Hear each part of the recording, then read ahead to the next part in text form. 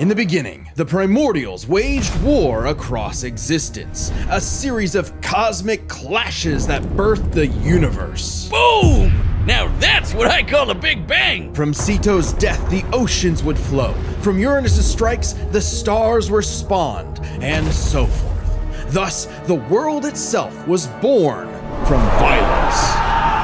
Starting a whole messy cycle, Uranus was overthrown by his Titan son, Kronos, who was overthrown by his Olympian son, Zeus, who battled his own son, Kratos. As a classic bastard child of Zeus, Kratos was left among Spartan mortals, far exceeding all among him. He became a fierce warrior, winning many a battle, until finally cornered by ruthless barbarians. Ares, destroy these guys who are kicking my ass, and my life is yours. A deal was made, and Kratos was joined at the bone with the Blades of Chaos, a set of chain swords and basically a badass whirlwind of flame and steel. But Ares had a scheme.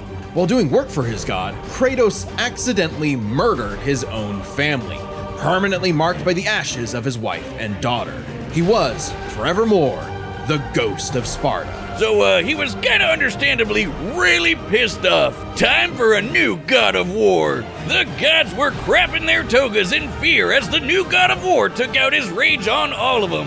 And got some new gear out of it too. With Poseidon's trident and Icarus's wings, Kratos dominated both sea and sky. He also has a tendency to carry powerful severed heads, like Medusa's. And the claws of Hades could steal souls, even the soul of Hades himself. Should have thought that one through, man. Neither Perseus or Hercules were a match for Kratos, nor was Helios, the sun god capable of moving stars and spreading light across the entire underworld. He fought Atlas, the Titan of Strength, who broke the load-bearing pillar of the universe. So Kratos forced him to hold up the cosmos on his own instead. And he could do it with just one hand, according to the novelization. Even his grandpappy Kronos failed to stop him.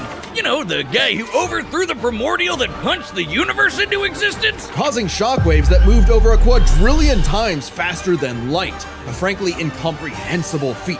Then there's Daddy Zeus, who proved a serious challenge, until Kratos drew perhaps his ultimate weapon, the Blade of Olympus. It can make tornadoes, lightning, force fields. Oh, and it can stab the hell out of you. It siphons godly energy and can pull enough to even kill Zeus. Like father, like son. Even while Kratos ultimately released hope across the Greek world, he could only do so after annihilating everything. Like a badass, he was unstoppable, non-stop killing and sex and even more killing. And yet, he couldn't be any more depressed. His wife and daughter were still gone.